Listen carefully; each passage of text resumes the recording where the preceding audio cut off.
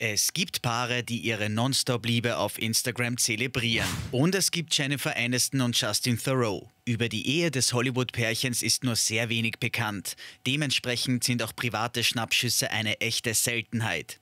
Der Hollywood-Star und ihr Ehemann sind aktuell in der französischen Metropole Paris. Dass die beiden dort aber nicht nur arbeiten, davon zeugen die zwei Fotos aus der Stadt der Liebe, die Theroux jetzt auf seinem Instagram-Account postet. Der Schauspieler und Autor versteckt eine kleine Liebeserklärung für seine Jennifer in dem Post. Zu sehen sind Aniston und Theroux im Pariser Louvre. Die beiden sind Ehrengäste eines Events in dem berühmten Museum, bei dem die Zusammenarbeit des Modehauses Louis Vuitton mit dem Künstler Jeff Koons gefeiert wird. Dazu schreibt der 45-Jährige: In Louvre. Nun streichen Sie mal das U und R, herauskommt in Love.